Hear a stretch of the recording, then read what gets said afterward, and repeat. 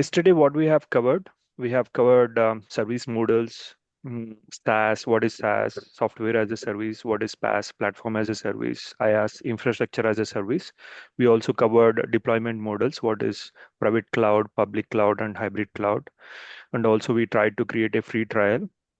And also we have, navigated through Azure portal, the dashboard and everything, where we have the global search, how we can check the subscriptions, the costing and everything, a little bit on the costing side.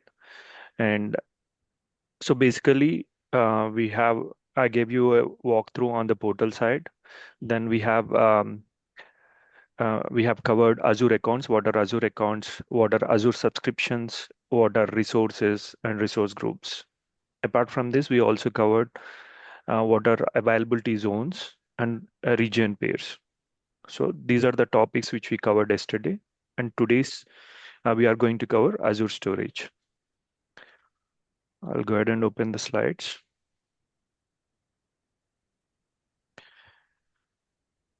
So as part of Azure Storage, I'll be covering these topics. So which I listed in these slides. We'll be covering types of storage. It includes blob, files, queues, and tables. And we will be also seeing what are the different account types available. When we try to create a new Azure account, it will list down the account types.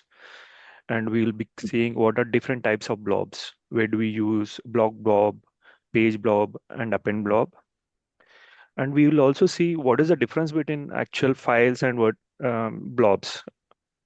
Where do we use file services and blob services, which are part of the Azure storage. And we will also cover replications. What is LRS, ZRS, ZRS, RA-GRS, and GZRS. In detail, we'll be covering all these replications. And also we'll be seeing what we need to consider choosing these replication strategies. When do we choose these replications? Okay, so these are the topics for today. And apart from this, I'll be covering one demo where I'll be creating a storage account.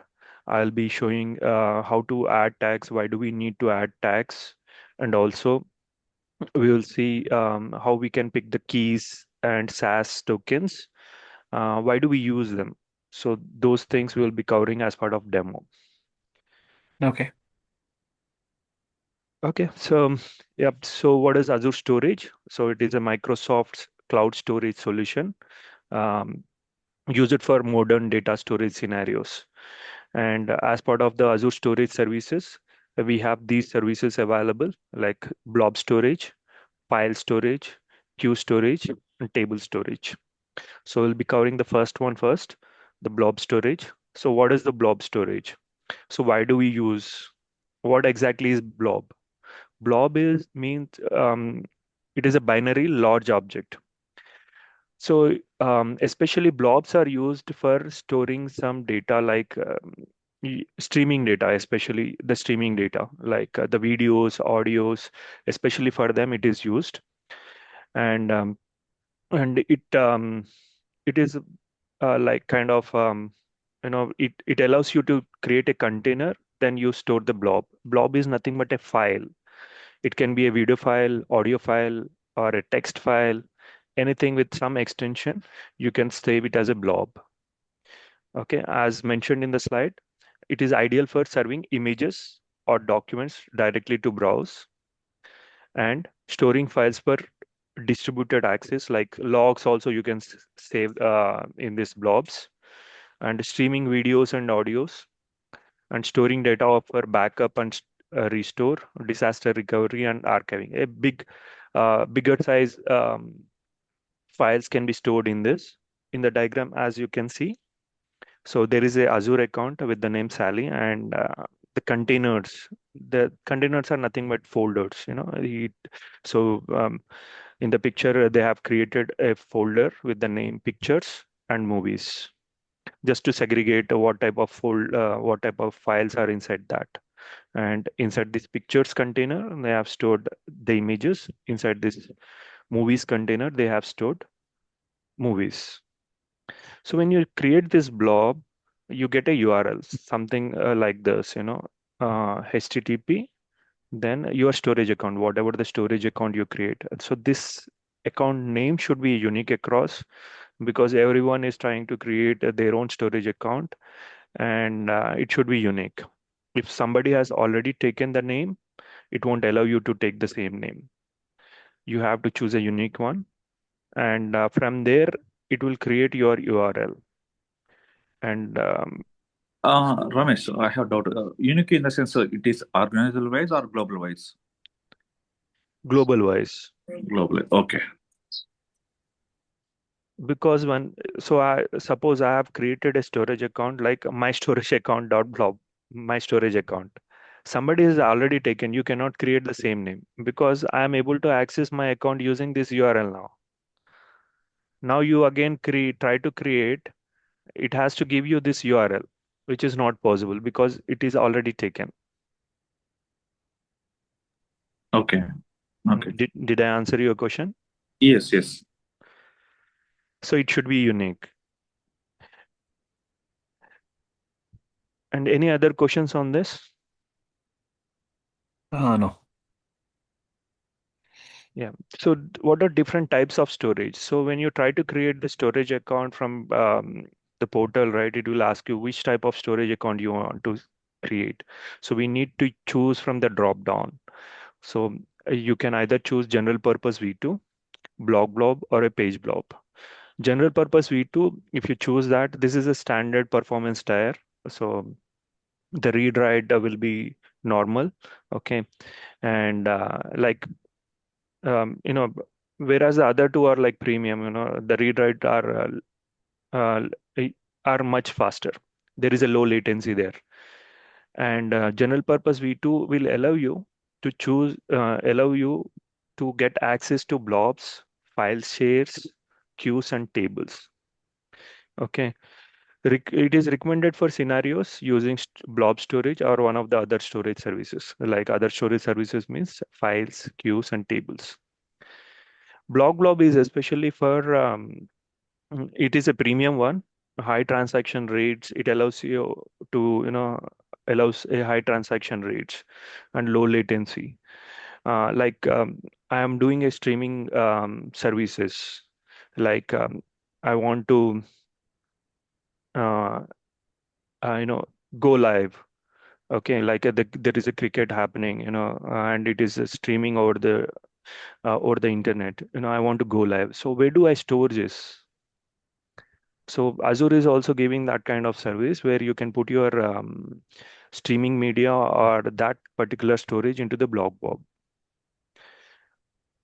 Okay, and page blob is something I think Amber might be very much aware. Where do we use these VHDs, right? We create the Yes. images and all. So those VHDs, right? We keep them in this page blob. So especially this service is for that.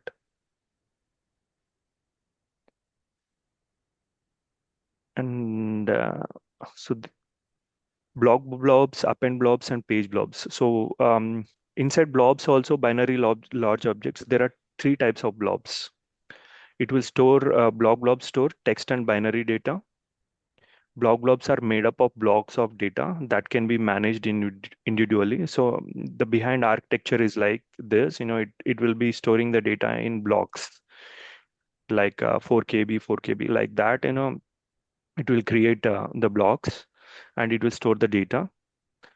Now that this is much faster, so it saves in chunks, and accessing it is also easy, and it can store up to 190.7 terabyte of data each blob. Append blob is the second one, are made up of blocks, same like blobs, but are optimized for append operations. Append operations are ideal for scenarios like logging data from virtual machines. Um, like if you want to store logs, and there are transactions happening, you know, the application logs are getting added every time, so that is getting appended to a single file or like that, you know. So the blob is getting appended with the new data. In those scenarios we use these append blobs. The third type is page blobs. As I said, the VHDs, right, those images and all, we use this kind of blob. And the maximum size of this file, which can be stored in page blobs, is 8 terabyte. It's each file, right? Each file is Each 8 each terabyte even. Yeah, each each file is 8 terabyte. got it. So containers are nothing but folders, as I said. You can create the folders just to make sure, okay, where you are saving your data, like images and videos, or if you are saving logs also, you can keep that names. It's just the folder name. Okay, and what it says is it should be also unique. If you have saved with some name like videos, you cannot create one more with the same name. It should be unique across uh, within your storage account. Okay, and container names can be between 3 to 63 characters long, and it will allow only the lowercase letters, numbers, and dashes. I mean, you can separate the name with um, dash character. Two or more consecutive dash characters aren't permitted in container names. So more than two characters of dash are not permitted. When you create a container, the URL will look something like this. This is your account and the blob. So this one blob is something which will separate you from other services. Like we have others also, right? Files also are there, queues and messages. The URL will there also, it will look similar. I have one slide on that, how you can compare the URL.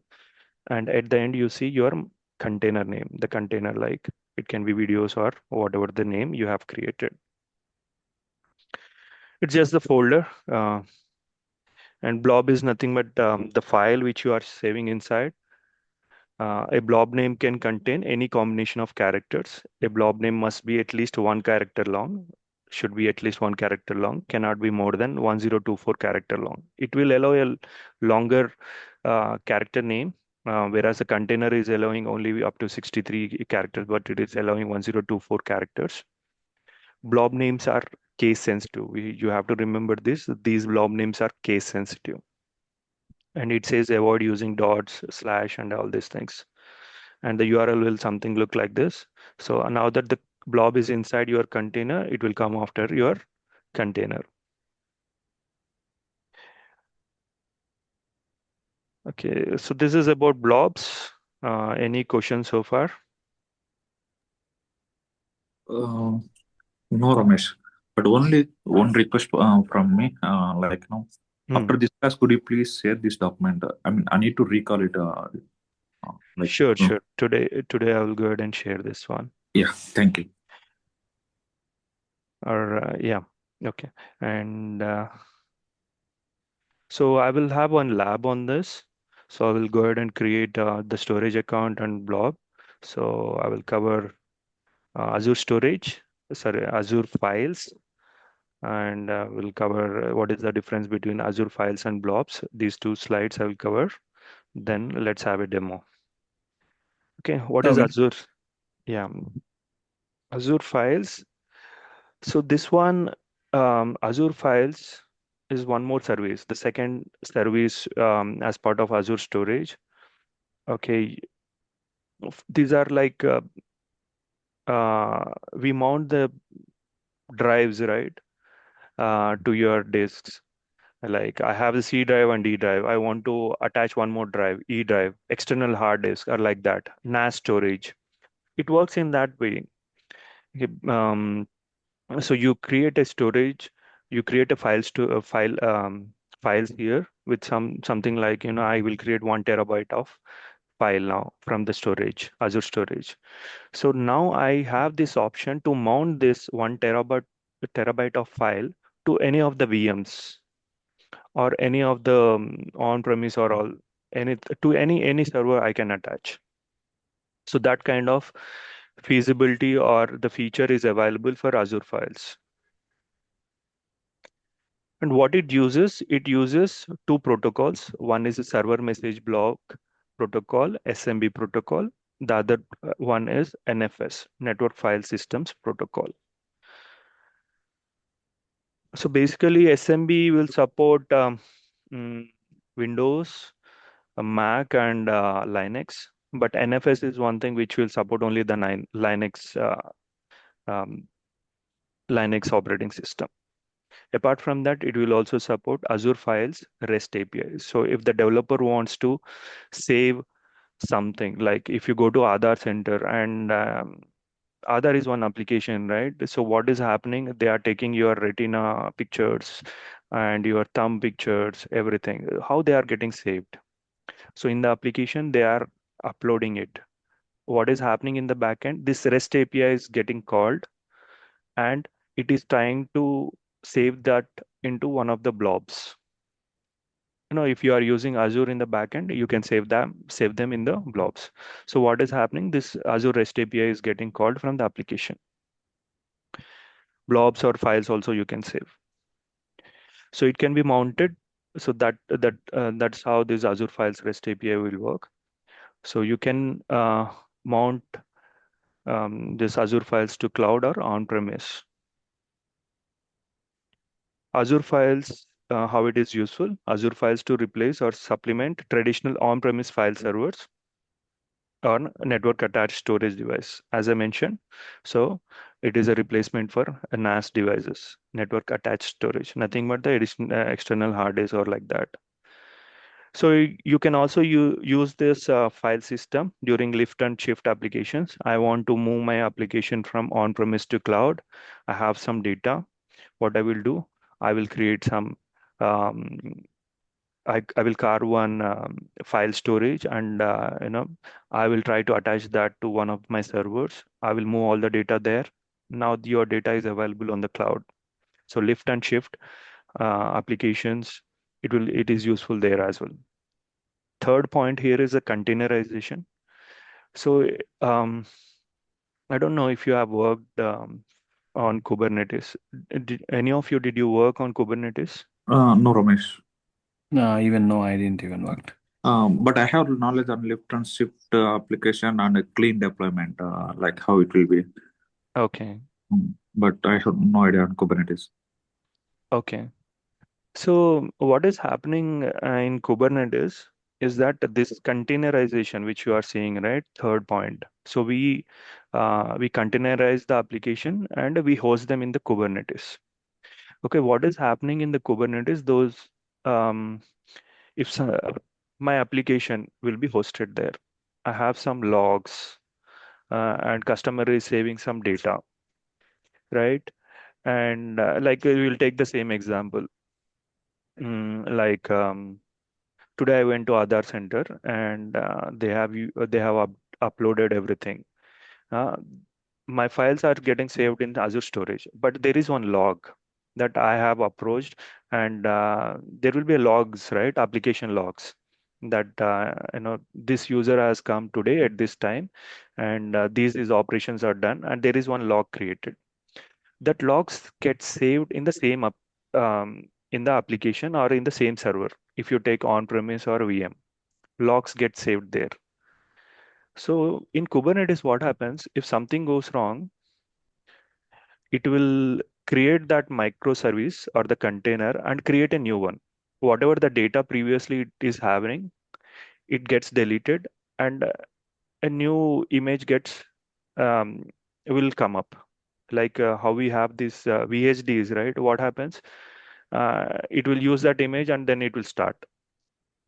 In the same way, in containerization also, we will have the images that get started, but the data will not be saved. It's the same container image, and nothing gets appended there. It gets booted up. So what is happening here? Every time there is a restart, we are losing the data, like logs we are losing.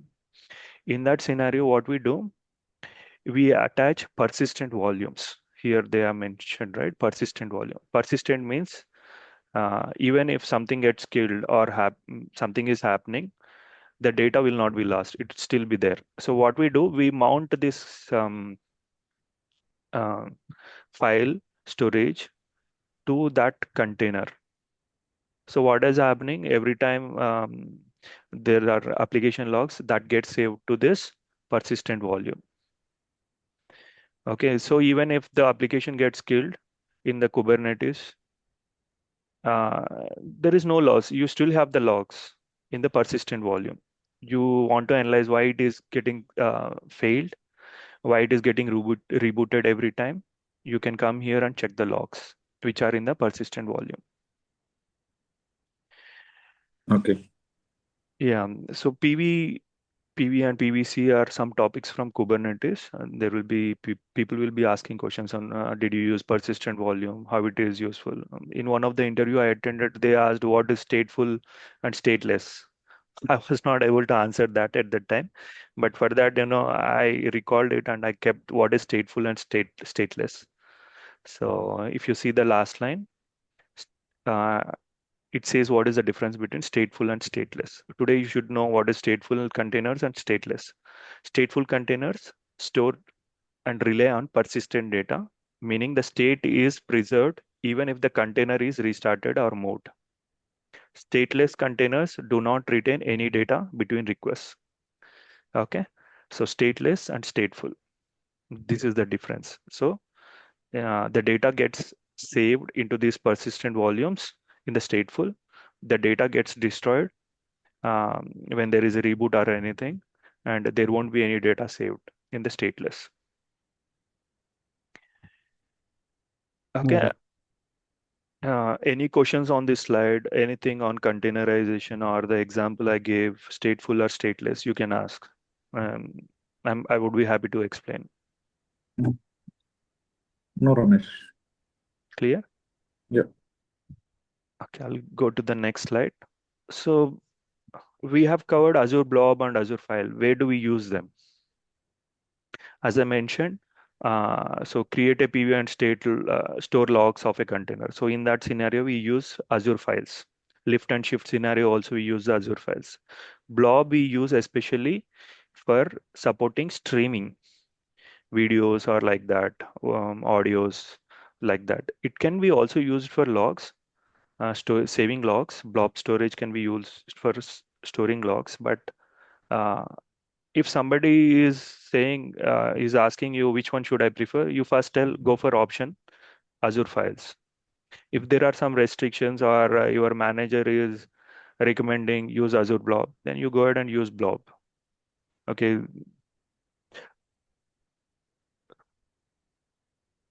So this is what it is, a blob storage and a random access scenario. So blob storage has this random access scenario. What is happening? It is much faster compared to Azure files. So what happens in random access? So you see this diagram. So I want to stream one video. So random access, what it does, it directly goes there and it will play the video. But where if it doesn't support random access, it will check sequential access. It will do the sequential access. It will check whether I'm on this one. It goes to the second one, third one. So there is a latency to identify and play it.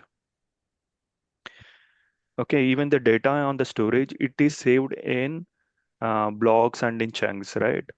So the random access is much faster. So that one is supported by the blob storage. Okay, this is the difference between Azure Files and Azure Blobs. Now let's have a demo. So as part of this demo, as mentioned in the beginning of the class, we'll be creating on Azure Storage account. Then as when we create, we will add the tags. I will explain you why do we need tags? Why do we add tags? And then we'll create a container and we'll upload a blob. Blob is nothing but any file, a text file or anything, a video or audio file. And how do we access this through URL? So how do we maintain that security?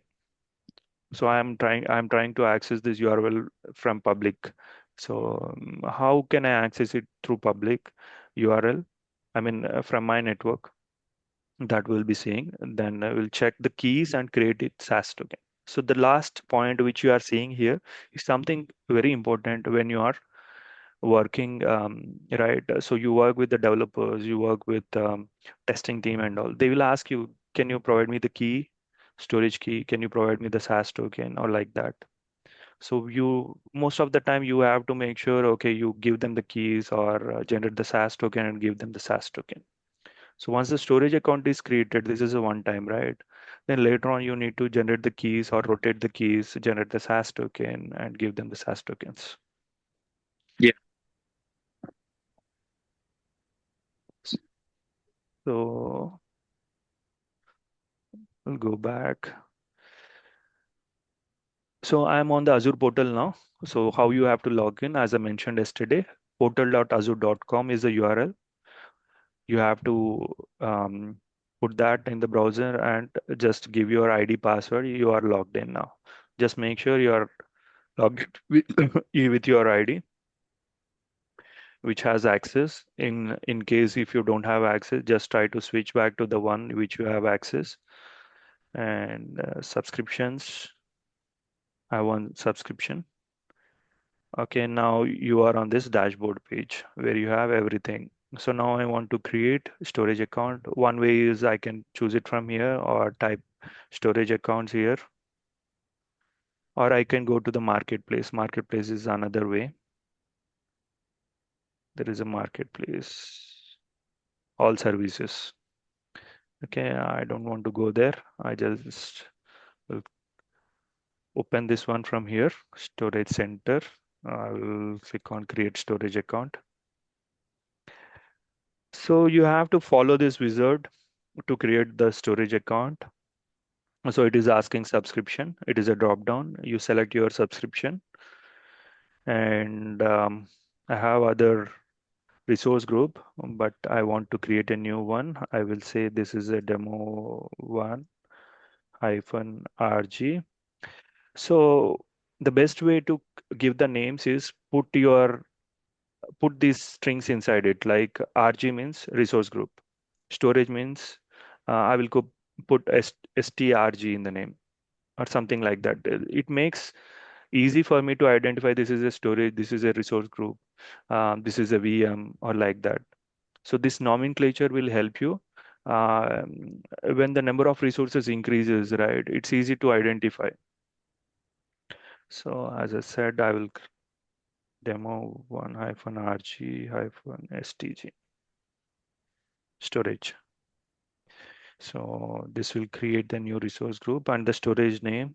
I will say uh, STG. This is already taken, and I will say, The storage account name also it's having restrictions. So more than 24 characters won't allow, right? yeah, it is not allowing. So that's what it says in the. Mm. So when I'm typing, it is saying below also name must be between 3 to 24 characters. Yeah. So this is also taken. I'll put like this. I can add numbers.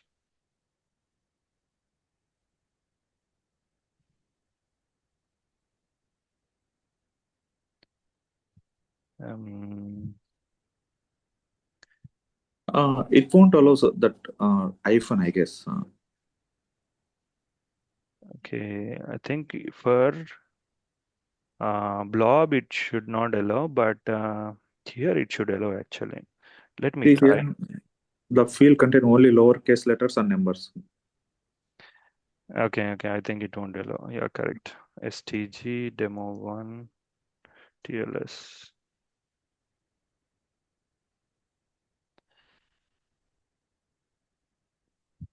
Yeah, you are correct.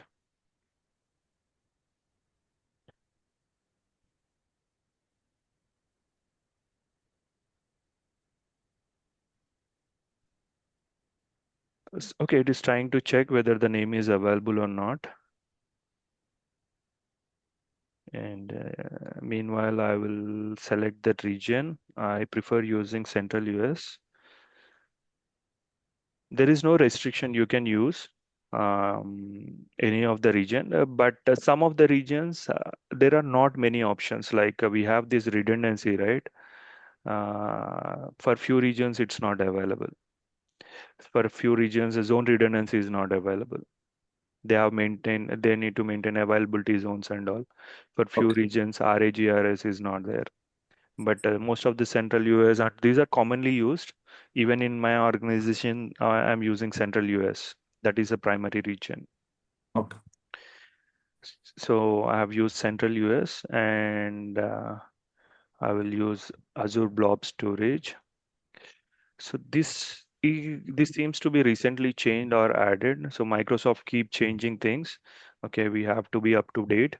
And so this is for big data analytics, backup and archive, as we have seen as part of demo, right? We can also save some backups in this.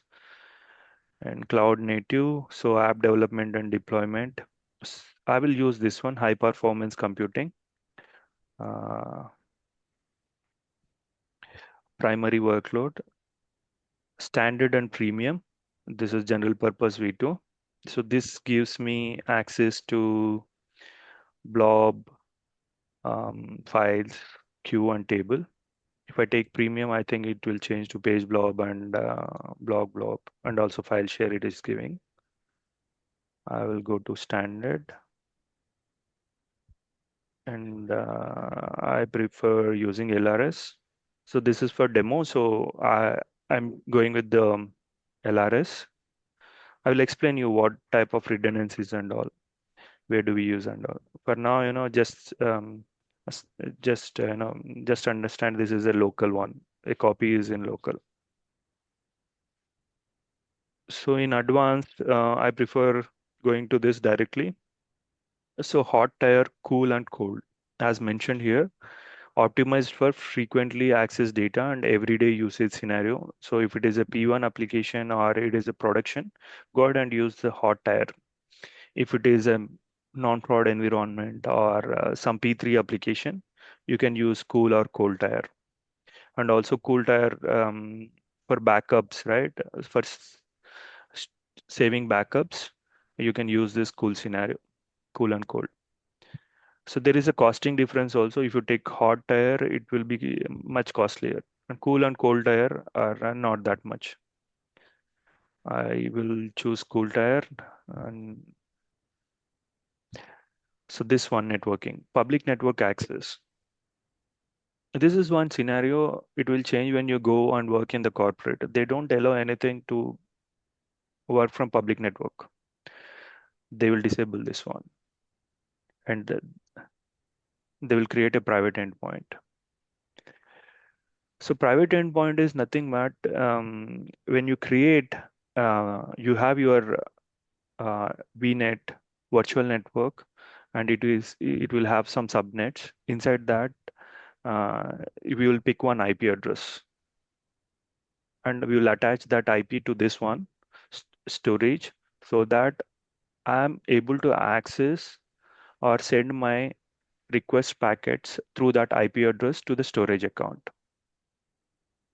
Okay, I'll be covering in this part in very much detail in the next sessions. Even in our schedule, it is there. So we choose this one in that scenario, and most of the corporates we create the private endpoints. We don't enable the public network, but for our labs, we enable this one, enable from all networks. It also gives you an option like choose your virtual network. So I don't have any virtual network now. I did not create anyone. So once you choose your virtual network, it will also give you one more drop down, choose your subnet. But anyhow, for this lab, enable from all networks. Data protection. So this in this page, you are seeing soft delete of blobs, soft delete of containers, soft deletes of file. So what is soft delete? So soft delete is nothing but you delete you went ahead and deleted one file. Okay, and it's no more available in the storage, and you want to access it back. So in general scenario, you won't be able to access it back because it is not available. You have already deleted. But in this scenario, if you enable soft delete, what happens? That particular file will go ahead and stay in the manage your files, deleted files. There will be option there. If you check, so these deleted files will still stay there. After 7 days, it gets completely deleted. It's same like recycle bin. Okay, it goes and stay there for 7 days, then it's completely deleted. So you get this option here. You can change like 7 days instead of 7 days. You can put 14 days. Some people they even keep more than 14 days. They go for a month or like that. So enabling versioning of for blobs. This is a similar scenario. They maintain versioning. Um, like in Terraform also we have this versioning. So we maintain versioning there also because once you create it, once you create Terraform files, right? They get modified every time you deploy. So what is happening? We maintain the versioning there. Even in GitHub also we maintain the versioning of the source code. So that kind of versioning is all we can also enable. So in Terraform we have the state file, so we maintain the versioning for them. So we maintain those state files in storage itself actually. So this part, this one is uh, will be more helpful when you save these Terraform state files in storage. Yes, It's like when we want to restore the file, it shows us the option to go back to the previous version of file like that in a Windows. correct, correct. Okay. So in Terraform, what happens every time you deploy, right? Infrastructure as a code. We use Terraform for infrastructure as a code. So today there is a requirement to add a new storage, right? So now what happens? We add a block of code in Terraform files and we do the deployment. Once we do the deployment, Terraform will save the state of this storage account into that state file.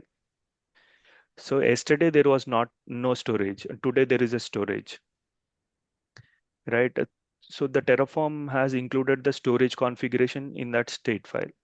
So it maintains yesterday is V0, today is V1, like that. It keeps maintaining those versions. Got it.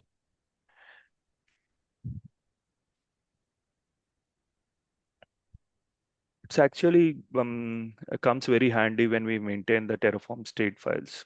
If we don't enable this, then we are we are in trouble. I actually came across this one where I switched the company and I used this, and there was a requirement I wanted to. I without checking, I made few changes. Now I wanted to check what was the previous state. I don't have the versioning there. I never, it has become very difficult for me. Okay. Ramesh, I have doubt. In that case, like if you are creating first time deployment, Hmm. first time we don't have the logs, right? I mean that state file. So how we know how we do that deployment? The first time you, so as first time what you do, you will Terraform from there. Once you deploy, it will create the state file. If you don't do the deploy, you just check the things, right? Whether I'm able to deploy or not. So Okay, that validate, means Terraform validate, all what's these things you check. okay. First Here time, mm, my doubt is we don't have storage account. Like where that state file will show in local or it will store to wherever we have given configuration. I mean in storage account. so For first step, storage account also not be there, right? it, So it will store in our local, right? correct. It's not like that, it depends on how you manage your code in Terraform. You maintain the backends. There is a backend file. Mhm. In the backend, so you maintain that you give the state, you give the storage account name, and then the container name, then the blob name. If you Yeah, but don't give that, then you can do it locally. yeah, for first step deployment, we don't have that, right? Hmm. See, one scenario is For that, storage, if hmm, good. Yeah, we maintain, so it automatically takes local. If you don't maintain okay, backends, right, backend file, it automatically takes the mm, local. Yeah, first time okay, deployment, it automatically takes local. Then on, we push the code, we push the state file to the storage account. Then if you still want to work local, you can, there are some commands, Terraform pull and Terraform push. Some options are there where you can, pull the state file and You work on that, then you push the state file. Yeah, so basically this one is that option. Hmm. So enable version. Right now I'm not enabling anything there.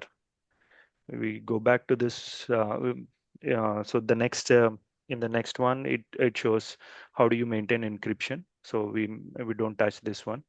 And I want to use enable support for customer managed keys, all service types. Okay. I'm not touching anything in this. Next is tags. So this one is one more thing which we need to make sure we are adding tags. So some of the basic tags we add is like who is the owner. I will say owner name is my director is Srikanth, so I'm adding his name Srikanth. Srikanth is the owner of this resource, and what is the project ID? I'll say project ID, and it says P2280. Okay, something like this. It's your project ID for easy identification. And which environment is this? I will say dev. So similarly, you can add a few more things. So this comes handy when you want to know the costing of the entire dev environments in this project. So you can write a script and tell, okay, this is resources and what is the costing. It can generate you the costing. Or you want to take action on all the dev environments in this project, which are owned by Srikanth. So you use the tags to list down the things which are under his name or under these tags. So that's where these tags comes handy and are helpful to easily identify the resources. Okay, that's how you can add, and resources you can, I will say only the storage account. Mm, This one also storage account. I did not create private endpoint. I did not create virtual network. I just use this one storage account. Then next.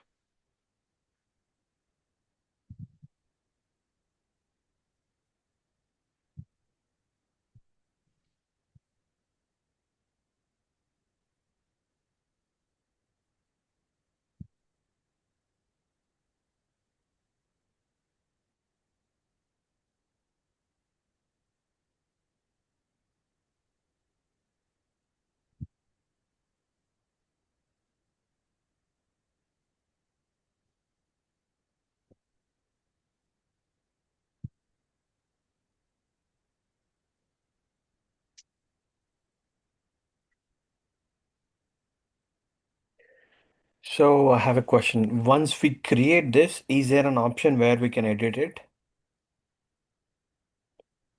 No, you don't get option to edit, but Okay. you can upgrade few things. I mean, it depends on what you want to edit. You want to upgrade things from one tire to another tire. We have types, right? That you can Yes. upgrade. Okay. And LRS, ZRS, I'm not sure about that, but that we can try. I have given Oh, LRS, right? yes. The zone redundancy replication. That we can check once this is created. Can we upgrade or not? That we can check. I Okay. think we can update. I mean, I saw the Terraform, like where we can update from LRS to. Okay, okay. Hmm. Yeah, they should give that option because they want to enable the replication to the secondary region. Now my recommendation has changed or my requirement has changed.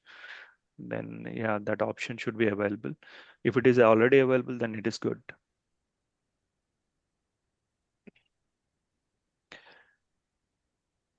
So this is getting created.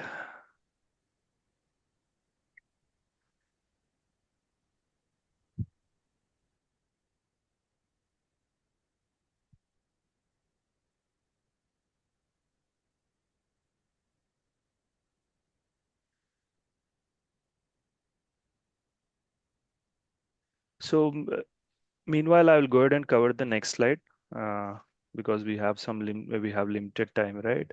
So let me cover this. Then I'll come back to the demo. I'll show you containers, blobs, keys, and SAS tokens.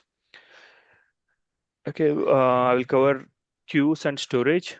then the replications. Queues, so Azure Queue Storage is the third service from Azure Storage. Azure Queue Storage is a service for storing large number of messages. Access messages from anywhere in the world using authentication calls HTTP or HTTPS. The queue message size is 64 KB in size. It is, and queue may contains millions of messages. So this queue can contain millions of messages. Generally, the URL will look something like this.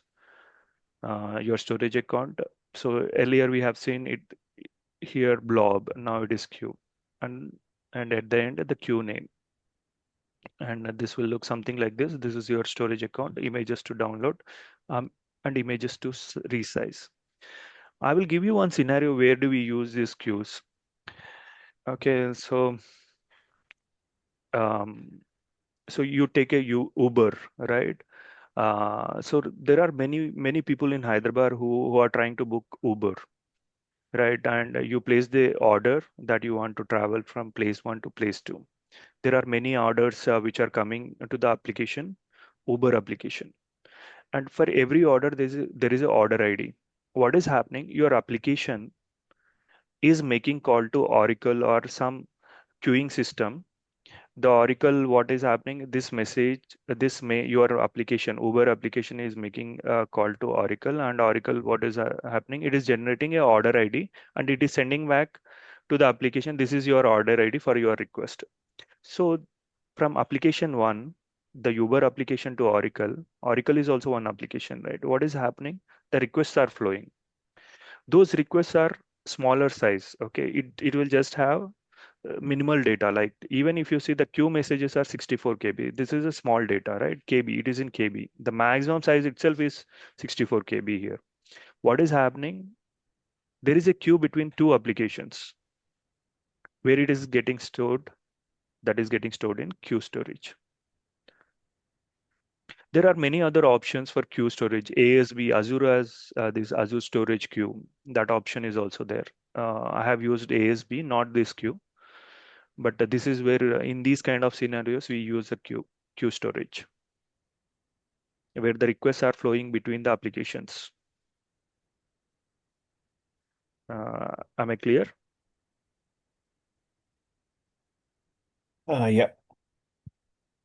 Yeah. Next one is table storage service. This service is a non-relational structured data. So NoSQL database. It supports the NoSQL database. It doesn't have any schema. It is a schema-less. It doesn't have any structure. That means um, it can store TBs of structured data, capable of serving a web scale applications, storing data sets that don't require complex joins, foreign keys, or stored procedures. Basically, these joins, foreign keys are in SQL data. So this table has some connectivity, has a foreign key with another table. There is a connectivity from table one to table two. That kind of relationship is not there. That's why this is called non-relational data. So this table is single independent table. So basically, if you see the big data, right, there are chunks of data. Those are single non-relation data only. So we can store big data or such kind of data inside this table storage.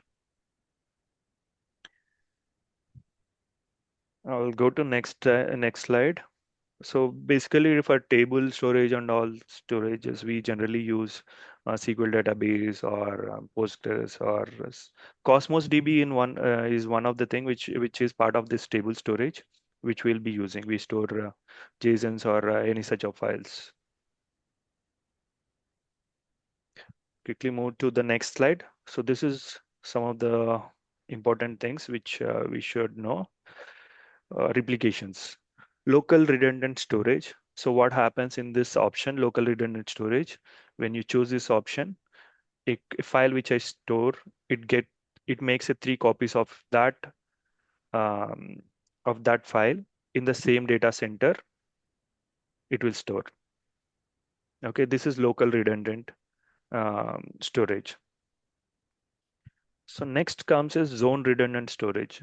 we saw yesterday what are water availability zones, right? In a single region, there are three data centers: zone 1, zone 2, zone 3. Three data centers are there. So what happens when you choose a zone redundant storage? You choose East Central US.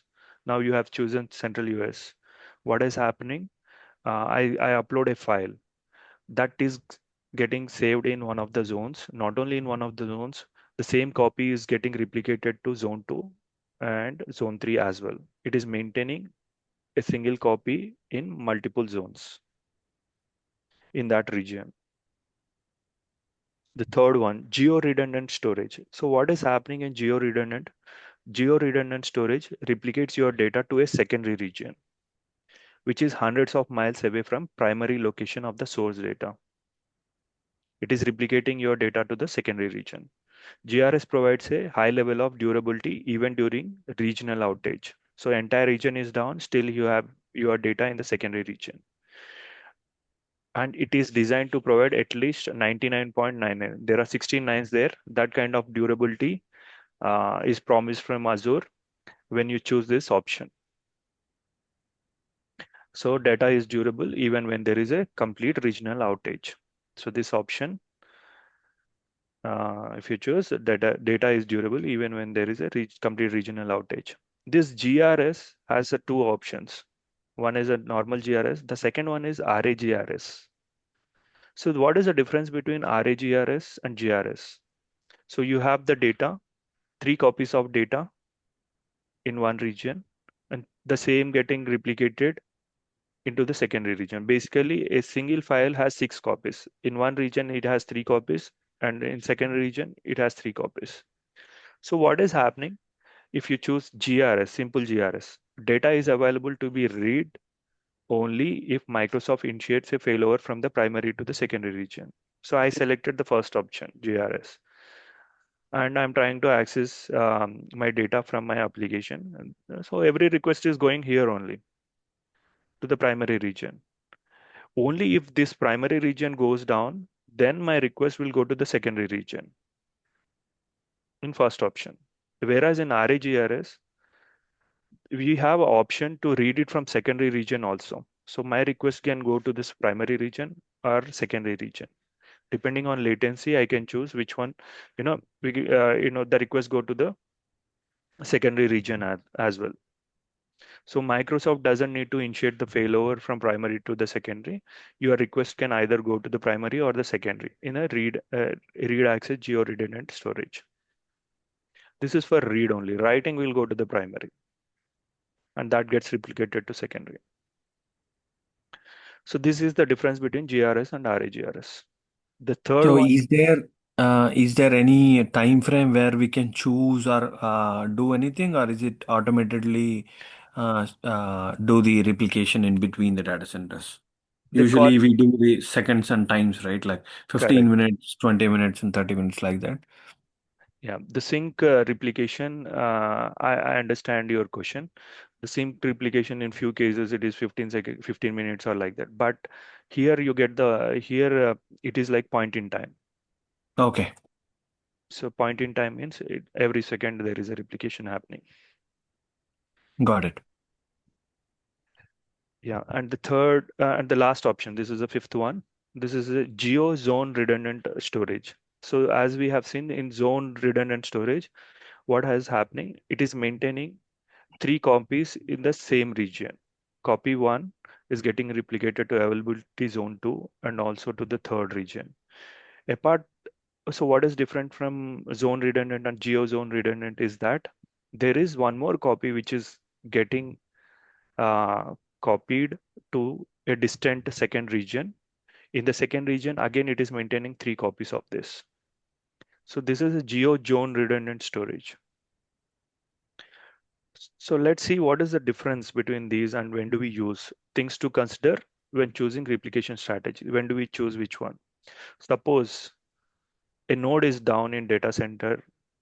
So which scenario will help us? LRS can be LRS, ZRS, GRS, RA-GRS, RGRS. All these are helpful. All the options which are given by um, Microsoft can help in this scenario if a single node goes down in data center. If an entire data center is unavailable, then LRS will not come into the picture. It is not going to help us. Anyhow, the other options, if you have chosen, those come into the picture and they can help us. So it will be a seamless and you still be able to access your data. And if it is if it if there is an entire region goes down, zone redundant and LRS will not help us because they are put into a single region. If the region itself is going down, LRS, GRS are not going to help us. We have to depend on the secondary region. So the secondary region comes into the picture in these four options.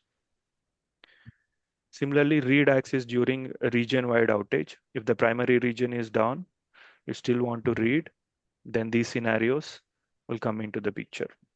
RA-GRS and RA-GZRS.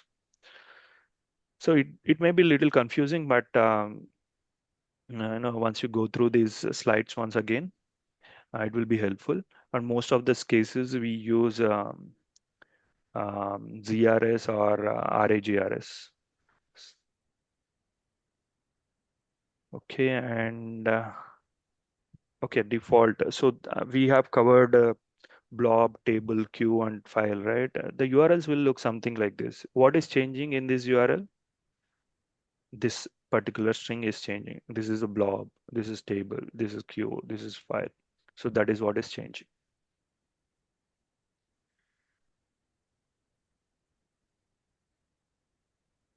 Okay, it's already 9. What I will do? Can I take 10 more minutes and finish this lab? Is it fine? Yeah. Yeah. Okay, let me go to this one. See, once your storage is up, you get this page. And the left side, you will see overview. So overview will, once you click on overview, right, you get to see where is what, like, where is your storage. So my storage is in this resource group and it is in this subscription and the subscription ID is this. And performance is standard. What is the replication I have chosen? LRS. Account kind is this. Provisioning state is this. When was this created? It is created 8:48 a.m. IST. And tags also you can see. So these are the tags which I created. And blob service, it is cool, and soft delete, all these options which we gave, right, while creating. Those all things you can see here. Files, file service, and queue, and table. So there are some tools to access storage accounts like Azure Storage Explorer that you can download and use. That you can download from Microsoft website, but that is not needed actually. If you know you just want to check the blobs or files or upload or do some basic operations, you know the web-based is more than enough. You get the option to create, upload, and everything. All these options are available here as well. Okay, blob container. So I will go ahead and create one container. I will say images.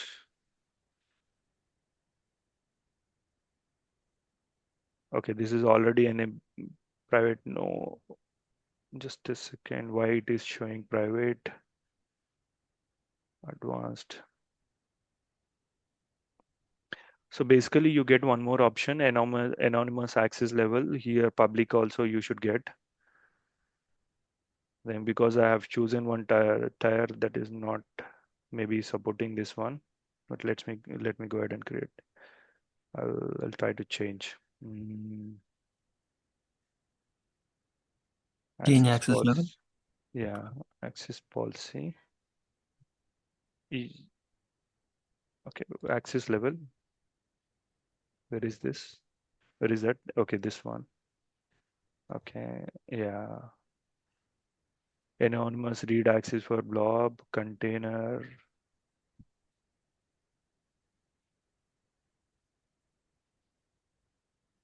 Anonymous access to the container is blocked. I think we need to enable it on the store the blob level first, then come to the folder, I think. Okay.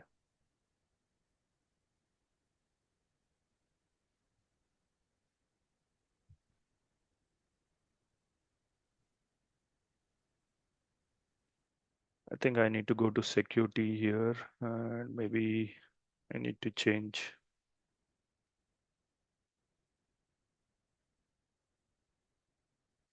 Okay, anyhow, uh, I'll show you this one. I'll try to upload the files.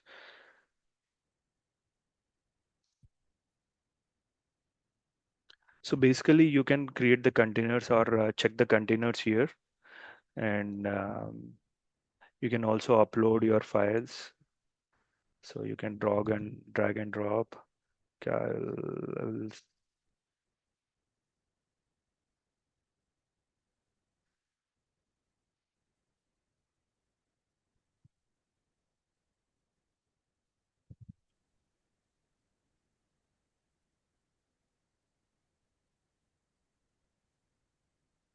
so copy this URL.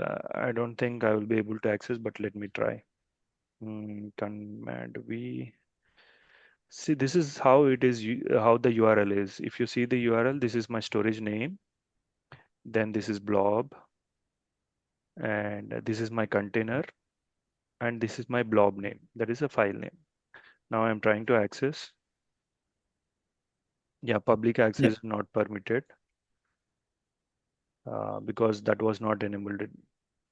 Okay, this is how you will you can add or upload your files. If you are using this Azure Storage Explorer and you are trying to do this lift and shift kind of thing, so that Explorer, Azure Storage Explorer tool will comes very handy. There is one other tool also, the CLI based. They call it AZ copy. That also we can use. No, I will maybe I will try to download and keep them ready. Tomorrow, the first 5-10 minutes, I will try to cover that. Okay. And the next part is that the similarly file shares also you can create the file share, and the maximum capacity is 5 TB, and the name I will say file share 100.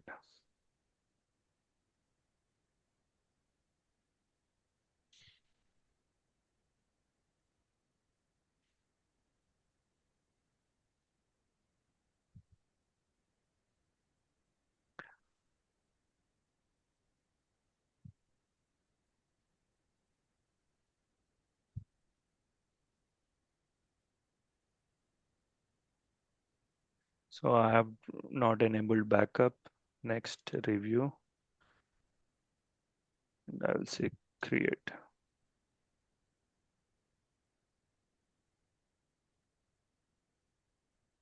So this is SMB file share, and you see this URL.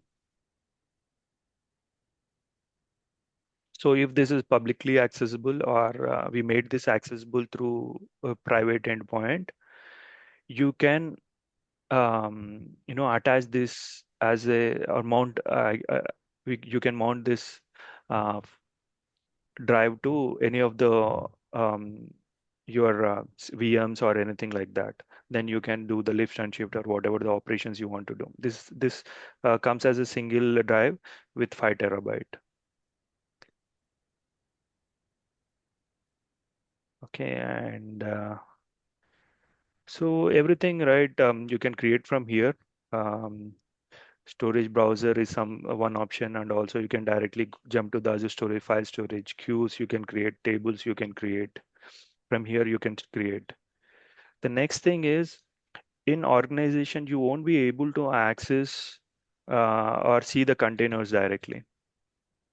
And every time, sometimes the dev will ask, okay, you are able to see, I'm not able to see. The main thing you have to go and do is go to networking. You need to whitelist your IP first.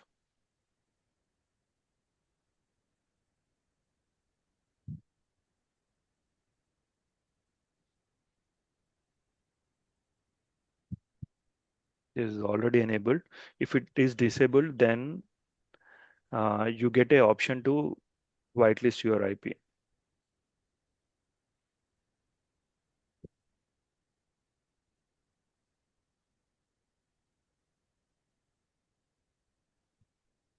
Enabled from manage.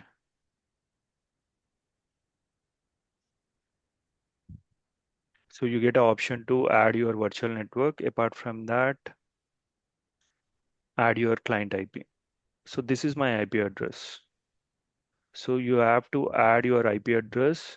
The first thing is you need to whitelist your IP address to access this storage, or else you won't be able to see any blobs or anything like that. So what is my IP?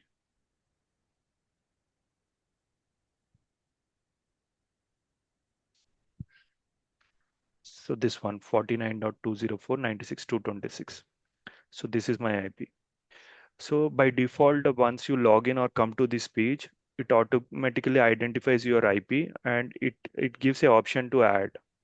Okay, once you add it here, then save it. So that then you will be able to access the storage account. So that one is one thing, and access keys. This is one important thing. So you come to access keys and then you can see the keys. So this one is key, this one is connection string. So this connection string is made of this key. If you see this, this is nothing but this key. So sometimes the developers will ask to provide a connection string. You need to go ahead and copy. So this one is a copy option. You just copy and you can share them. So there is also a key to using which you can rotate the keys. Okay, so basically every 90 days or 6 months, 180 days, um, security reasons, they will ask you to rotate the keys. Then you can rotate the keys. So when you are rotating the key and you are using only the primary now, what you do while rotating, you just copy this and give it, update that in the application. Then you rotate this after 1 or 2 days. You then again you rotate this and update the application. Then you can rotate this one. So yeah, this is a simple strategy how you can rotate without bringing down the application access to the storage. So keys you can see here, and shared access signature. So what this one is, sometimes you need to give access to the developer, and he needs access only on next deployment, which is happening on Saturday. So what you need to do is you need to select. So for which one he want access, blob or file, you select that. He just need access to blob and file. He doesn't need access to queue and table. What kind of access you want to give? Write, read, delete, you don't want to give. Select what all those things, what all the things you want to provide access to the developer. Then choose the date, next Saturday, because there is a deployment and they request you to give access. You choose the date, and the deployment or the maintenance window is from 9.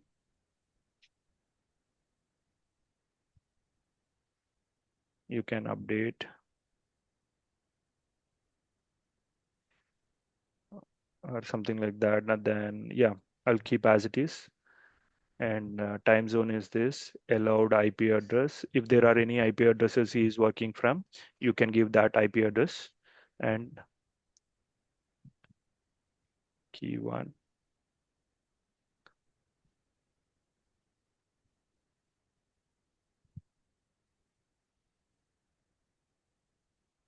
So generate the SAS token. So once you generate, this is the connection string. So this is the SAS token. So you can take this, copy this, and give it to the person. So that person using the SAS token, he can access the storage. Okay, so this is how we will generate the SAS token. And if you see the SAS token, it will have few things inbuilt, like what are the timings and the keys and all. So you can generate the SAS token using the key one or key two. So that is how you generate these SaaS tokens. Any questions on SaaS tokens, access keys, whitelisting your IP? No. So these are the basic operations. Okay, whitelisting your IP, or somebody is asking to whitelist the IP, or generate the SaaS token, or keys rotation. And sometimes the developer will not have access to the containers. We can help them create a new container or like that. And they will also ask us to generate SaaS token for this container. For each container also, you can generate the SaaS token. Sometimes we need to give the SaaS token for 6 months. That also you can give a longer period from here. So, but that SaaS token will work only for this particular container. From here also, you can generate the SaaS token. Got it. And yeah, this is pretty much on the storage side. Okay, with this, I will wind up today's session, and tomorrow I will show you AZ copy, Azure Storage Explorer, and I will cover Azure App Services next. Okay. Okay. Yeah. Any questions before we wind up? No, nothing from my side. No, Ramesh. Yeah. Thank you. Thanks for your time. Happy Thursday or Wednesday. Wednesday. Yeah. Wednesday. Yeah. See Bye. you. Bye. Bye.